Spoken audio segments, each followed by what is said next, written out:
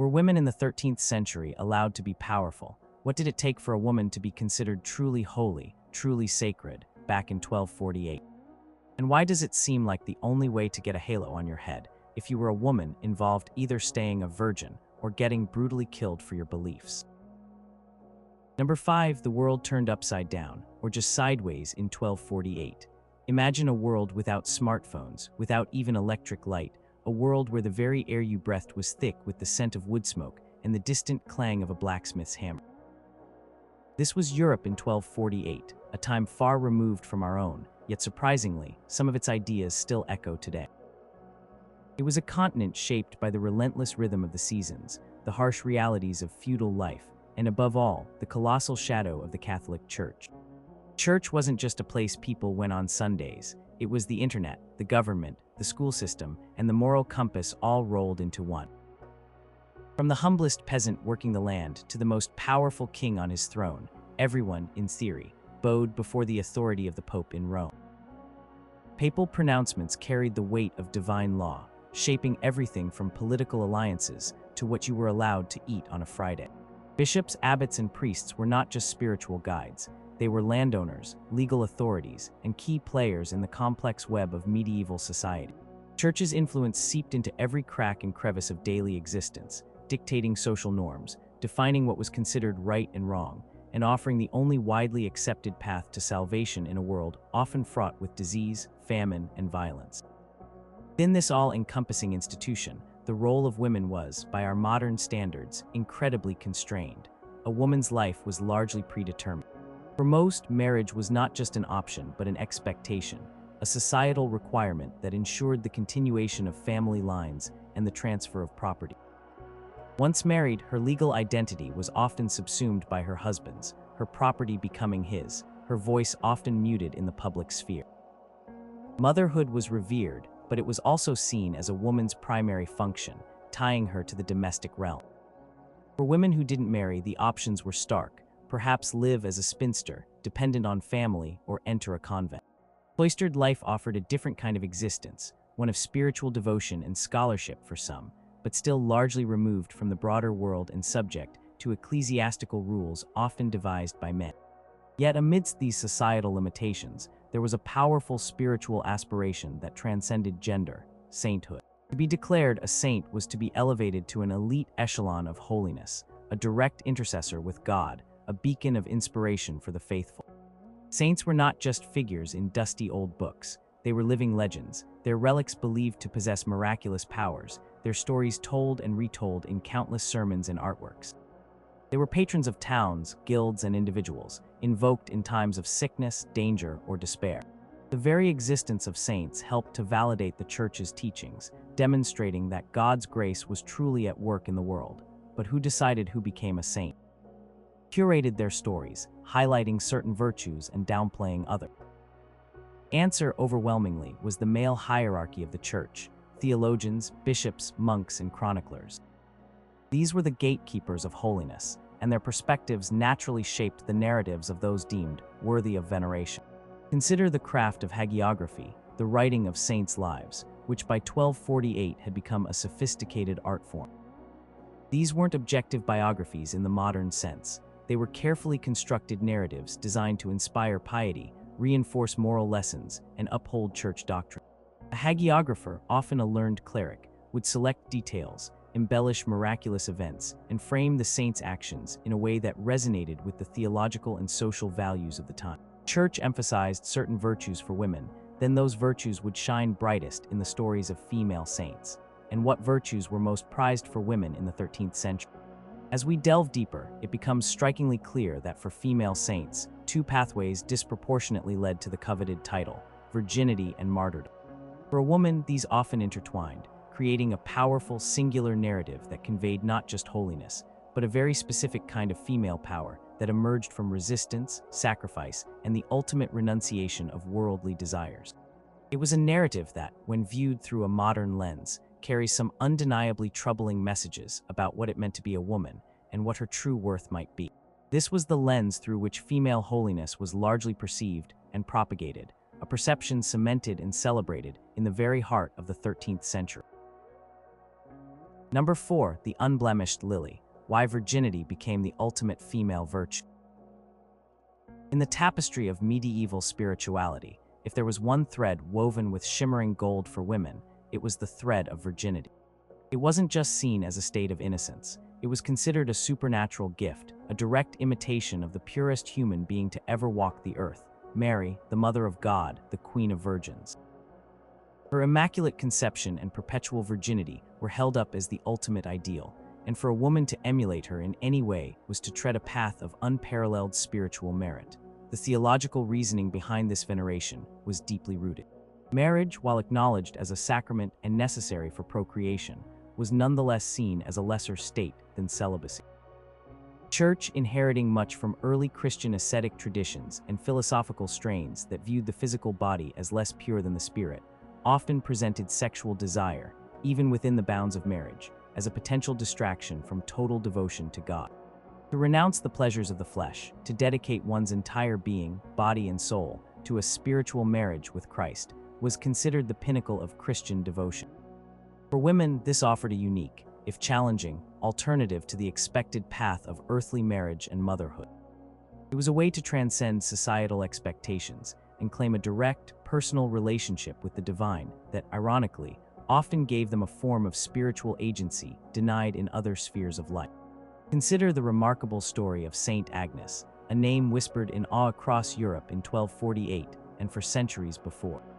Her legend, often recounted in vivid detail, paints a picture of astonishing courage and unwavering purity. Agnes was a Roman girl, said to have been barely 13 years old, living in the early 4th century. Born into a noble family, she was beautiful and, as such, attracted numerous powerful suitors. Agnes, according to the hagiographers, had already pledged herself to a divine spouse, Christ himself. When a high-ranking Roman official's son became insistent, demanding her hand in marriage, she famously rebuffed his insistent overtures, declaring her unwavering devotion to a divine spouse. This act of defiance not only challenged his authority, but also shattered the very expectations society held for a young woman of her standing. Her refusal was not taken lightly.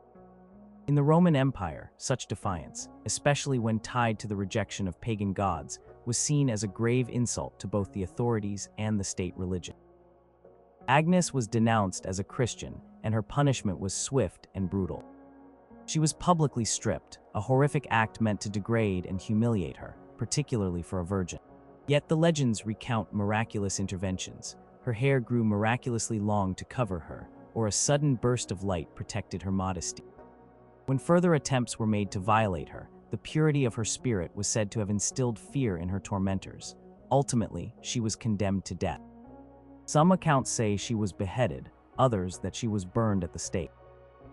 Regardless of the exact details, her story emphasized her youthful innocence, her profound faith, and her unwavering commitment to her virginity, which she defended with her life. The imagery of a pure lamb, often associated with her, further cemented her image as a symbol of unblemished purity sacrificed for God. Then there is the compelling figure of Saint Cecilia, another Roman noblewoman whose tale resonated profoundly through the centuries. Living perhaps a century or two after Agnes, Cecilia's story also revolves around the defense of her virginity. She was born into a wealthy Roman family and, like many women of her station, was arranged to be married. However, Cecilia, too, had made a secret vow of perpetual virginity to God. On her wedding day, amidst the joyous sounds of celebration, she sang to God in her heart, pleading for his protection. Her legend says that miraculously, she managed to convert her pagan husband, Valerian, and his brother, Tiberius, to Christianity, and both agreed to respect her vow of chastity, joining her in a life of devout celibacy. This was an extraordinary turn of events in a world where a wife's primary duty was to produce heirs. Their conversion and devotion ultimately led to their arrest and martyrdom. Cecilia herself was eventually captured. The details of her suffering vary, but they often include being subjected to the heat of a scorching bath for days without effect, and then enduring 3 axe blows to the neck which failed to kill her instantly, leaving her to linger for days, still preaching and inspiring others. Unwavering faith and her successful preservation of her virginity, even within the confines of an unwanted marriage, made her a powerful icon of female spiritual strength and purity. Her association with music, often depicted with an organ or other instrument, further solidified her image as someone whose soul resonated with divine harmony, untouched by worldly discord. And we cannot forget Saint Agatha, whose story of defiance against sexual violation and her subsequent torture became a stark reminder of the lengths to which female saints would go to preserve their purity. Agatha, a young woman from Sicily, was renowned for her beauty and her Christian faith. A Roman consul, Quintianus, desired her and attempted to force her into sexual slavery after she rejected his advances and his pagan gods. When she steadfastly refused to renounce her faith or her purity, she was subjected to horrific tortures, including having her breasts cut off, a particularly cruel and dehumanizing act intended to break her spirit and desecrate her femininity. Yet her legends state that she was miraculously healed by Saint Peter in a vision, only to be subjected to further torture. She ultimately died in prison. Her story, though brutal, cemented her status as a patroness of breast cancer sufferers and a powerful symbol of unyielding spiritual purity in the face of extreme physical violation. What messages were woven into these pervasive narratives, widely known and celebrated in the year 1248? First and perhaps most pervasive was that female virtue, in its highest form, was inextricably linked to sexual purity. To be truly holy, a woman must renounce the physical desires of the body, embracing celibacy as the superior state. This subtly implied that other forms of female contribution, such as nurturing a family, managing a household, or even engaging in charity, while good, paled in comparison to the spiritual triumph of perpetual virginity. It also presented a very narrow pathway to ultimate female worth, suggesting that a woman's value was not derived from her intellect, her leadership, or her compassion in the broader sense, but almost exclusively from her bodily integrity and the denial of her own sexuality. It was a powerful, if restrictive, ideal. Number 3, the Bloody Rose, martyrdom as the price of female power. If virginity was the unblemished lily, then martyrdom was the bloody rose, often blooming from the very same stem. Female saints in the medieval imagination, the path to ultimate holiness frequently intersected with a violent end, a testament to their unwavering faith and, crucially, their refusal to compromise their spiritual or physical integrity. Martyrdom was not just an act of dying for one's faith. It was seen as the most direct imitation of Christ's suffering, a supreme act of love and sacrifice that guaranteed entry into heaven. For women, in a society that offered few avenues for overt power or agency, martyrdom became an extraordinarily potent, if tragic, form of spiritual defiance and ultimate control over their own destiny. What is striking about many female martyr narratives is how often their persecution stemmed directly from their refusal of marriage or sexual violation, particularly by powerful pagan men who sought to control their bodies and their beliefs. Their defiance of male authority was not just about refusing to worship pagan gods. It was often fundamentally intertwined with their defense of chastity, creating a powerful, singular narrative of spiritual and physical autonomy. Consider the legendary figure of Saint Catherine of Alexandria, a woman whose story captivated the medieval world with its blend of intellectual prowess and unyielding faith. By 1248, her veneration was widespread, her legend inspiring countless artists and writers. Catherine was no ordinary maiden. Said to be of noble birth, she was depicted as possessing extraordinary intelligence, a keen philosophical mind that surpassed even the most learned men of her time. Her story places her in Alexandria, Egypt, during the reign of the Roman Emperor Maxentius in the early 4th century. When Maxentius began persecuting Christians, Catherine, a devout believer, courageously approached him, not in defiance alone, but to intellectually challenge his pagan beliefs and his cruelty.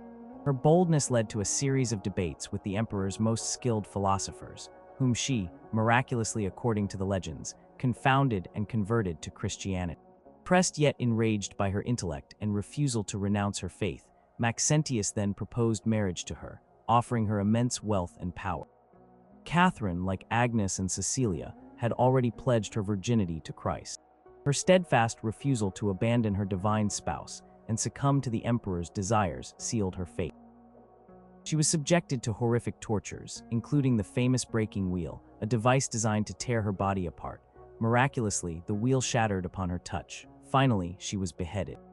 Catherine's story is exceptional because it emphasizes not just her beauty and purity, but her formidable intellect and her ability to outwit the most learned men. Yet even this extraordinary female saint's narrative ultimately circled back to her defense of her consecrated virginity and her ultimate sacrifice. Power, intellectual and spiritual, was inextricably linked to her refusal of worldly marriage and her dedication to Christ. Then there is the compelling story of Saint Barbara, a figure whose legend offers another powerful example of a woman's defiance against male, specifically paternal, authority for the sake of her faith and purity. Barbara, according to her popular medieval legend, was the beautiful daughter of a wealthy pagan nobleman named Dioscorus, who lived in the 3rd century. To protect her from suitors and keep her away from Christian influences, her father locked her away in a tower. During his absence, Barbara secretly converted to Christianity. When her father ordered a bathhouse built for her, she instructed the builders to add a 3rd window, a symbol of the Holy Trinity, rather than the customary 2. Upon his return, her father discovered her conversion and her deliberate defiance. Enraged, he tortured her mercilessly, attempting to force her to renounce her new faith. When she remained steadfast, he himself dragged her before the Roman authorities, who condemned her to death. Dioscorus himself carried out the execution, beheading his own daughter. Immediately after, he was struck down by lightning, a divine retribution for his heinous act. Barbara's story powerfully illustrates a woman's refusal to be controlled by her father's wishes, asserting her spiritual autonomy and maintaining her purity of faith, even at the cost of her life. Her defiance was not just against paganism, but against the patriarchal authority that sought to confine and dictate her spiritual path. And let us not forget Saint Lucy, whose poignant story resonates with themes of spiritual vision and the rejection of worldly desire. Lucy, a young Christian noblewoman from Syracuse, Sicily, living in the early 4th century, had vowed perpetual virginity to Christ. When her mother, suffering from a severe illness, was miraculously cured through Lucy's prayers at the tomb of Saint Agatha, Lucy convinced her mother to allow her to distribute her dowry to the poor, thus fulfilling her vow of virginity. A pagan suitor, angered by this act and her refusal of marriage, denounced her to the Roman authorities as a Christian. When commanded to sacrifice to pagan gods, Lucy refused, remaining firm in her faith. The governor ordered her to be dragged to a brothel, but miraculously, she became immovable. No amount of oxen or men could drag her away.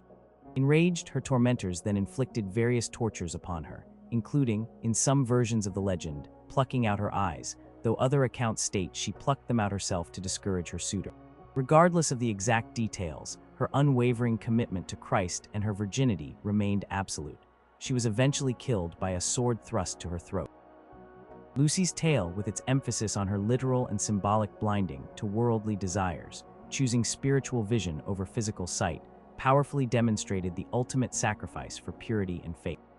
The second and third messages, deeply embedded in these narratives, speak volumes. Firstly, female agency, it appears, was often only truly expressed through extreme acts of suffering and resistance, particularly against male authority that sought to control a woman's body or her beliefs. It was a power born of negation, a refusal to comply, a refusal to submit, a refusal to be violated. This suggested that a woman's strength lay not in active leadership or proactive change within society, but in the steadfast endurance of torment, a passive yet ultimately triumphant defiance. Secondly, and perhaps more troubling, these stories implied that the only clear path to female holiness, particularly for those who were not already virgins, was through suffering and self-sacrifice, often unto death. It set an impossibly high standard, suggesting that true spiritual merit for a woman was inextricably linked to physical agony and martyrdom. It almost implied that suffering was not just a consequence of faith, but a necessary component of female sanctity, a harrowing purification that elevated her beyond her earthly existence. Bloody Rose, then, symbolized not just profound faith, but also a specific and very painful expectation for female spiritual triumph. Number 2, the penitent's veil. What happens when you're not a virgin? If the shining path of virginity and martyrdom represented the ultimate female spiritual ideal in 1248, then what was the alternative for women who were not virgins, or who had lived lives outside the strictures of purity?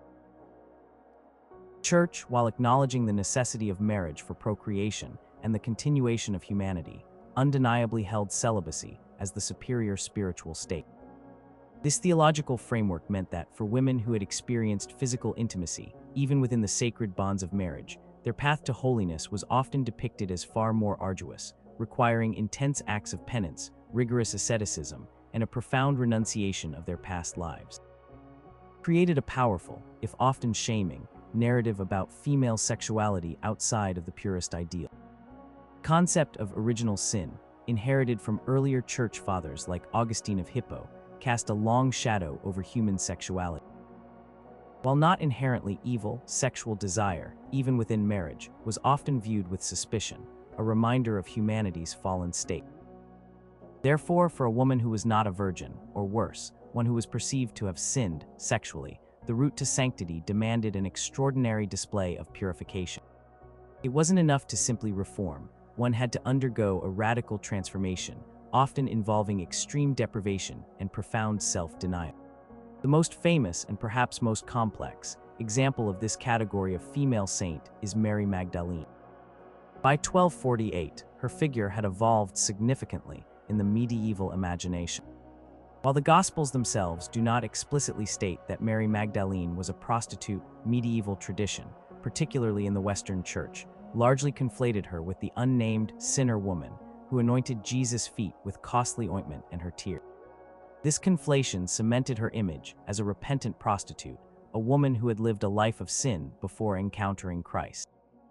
Her story, therefore, became a powerful narrative of radical repentance and profound devotion. It demonstrated that even the most fallen woman could achieve holiness through utter transformation, but this transformation was not depicted as easy or comfortable. Mary Magdalene's post-conversion life, as elaborated in medieval hagiography, was often portrayed as one of extreme austerity. Legends depicted her retreating to a cave in the wilderness, living as a hermit, surviving on scant provisions, and enduring harsh conditions. Her physical body, once associated with sin and worldly pleasure, was now subjected to the rigors of asceticism, a spiritual purification through physical suffering. She was often depicted with long, disheveled hair, a symbol of her penitential life and her renunciation of worldly adornments. Her story offered hope to those who had strayed, but it also subtly reinforced the idea that any association with past sexual sin required a lifetime of rigorous self-denial to achieve spiritual redemption. Another powerful, if less widely known, example of this type of saint is Saint Mary of Egypt. Her hagiography, popular in both Eastern and Western Christianity, tells an even more dramatic tale of a penitent sinner. Mary of Egypt, according to the accounts, was a prostitute in Alexandria who lived a life of promiscuity for 17 years. One day, out of curiosity, she joined a pilgrimage to Jerusalem, but when she tried to enter the Church of the Holy Sepulchre, an invisible force prevented her. Realizing the magnitude of her sins, she prayed fervently to the Virgin Mary, vowing to change her life if she was allowed to enter. After entering and venerating the true cross, she heard a voice telling her to cross the river Jordan and find rest. She then entered the desert, where she lived alone for 47 years, enduring unimaginable hardships, her clothes decaying, her body ravaged by the elements, battling temptations and memories of her past life. She was eventually found by a monk named Zosimas, who witnessed her miraculous abilities and heard her story of profound repentance and purification. Her account of extreme, lifelong penance in the wilderness became a stark model for cleansing oneself of past sins, particularly those of a sexual nature. Even for women who were married, and thus not virgins, the path to sainthood often emphasized aspects that mirrored the virtues of celibacy and asceticism. For example, some married saints were celebrated for having convinced their husbands to live chaste lives within marriage, effectively turning their marital beds into places of spiritual austerity. Others, like Saint Elizabeth of Hungary, a queen and mother, were lauded for their extreme acts of charity, self-denial, and humble service, often involving renunciation of worldly comforts and living a life akin to that of a nun. Her sainthood was not celebrated for her wifely duties or her motherhood in themselves, but for her radical generosity and ascetic practices that went far beyond the societal norm for a woman of her status. Emphasis was almost always on transcending the earthly, even within marriage, to achieve a higher spiritual state. The troubling message that emerges from these narratives is clear. If you were not a virgin, your journey to holiness was fraught with intense demands for extreme self-denial, prolonged suffering, and a profound renunciation of your past self. This implicitly reinforced the idea that female sexuality, especially outside the narrow, approved, and often ascetic confines of procreation within marriage, was inherently problematic, a source of sin that required extraordinary measures to purify. It presented a worldview where the physical body, particularly the female body with its capacity for procreation and pleasure, was seen as a potential impediment to spiritual perfection, unless it was either completely renounced or subjected to rigorous penance to cleanse it of perceived moral tarnish. Painted a stark picture. Virginity was the ideal, but for those who missed that path, the road to redemption was one of profound and often agonizing purification.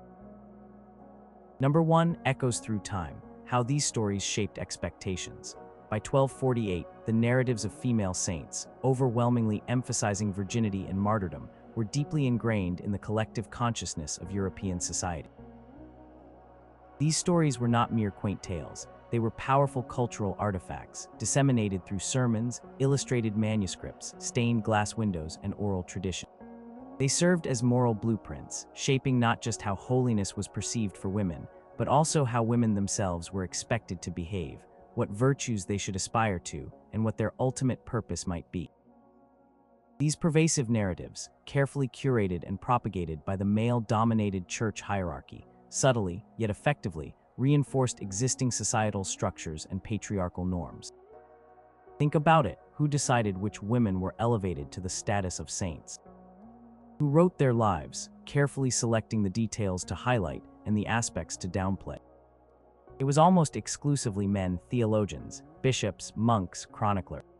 Perspectives, naturally, reflected the societal values and theological understandings of their time, a time when women were largely relegated to subordinate roles, their agency limited. Female saints they celebrated were often those who perfectly embodied ideals defined by a male-centric system. This meant that the role models presented to women were incredibly specific and often quite extreme.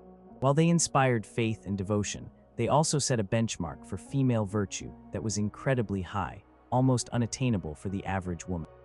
How many women could realistically aspire to endure torture unto death or maintain perfect virginity in a society where marriage was a near universal expectation? This created a sense that perhaps true holiness was only for the exceptional, the superhuman, leaving most women feeling perpetually short of the ideal. The subtle message was that ordinary female lives, lives filled with the daily realities of marriage, childbirth, and domesticity, were inherently less spiritually significant than those of virgin martyrs or extreme penitents.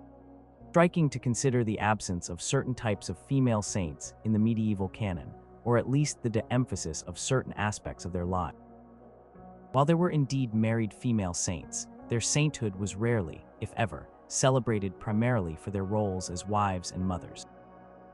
Instead, their hagiographies would often focus on their asceticism within marriage, their extraordinary charity, their devotion to God despite their worldly ties or their acts of penance.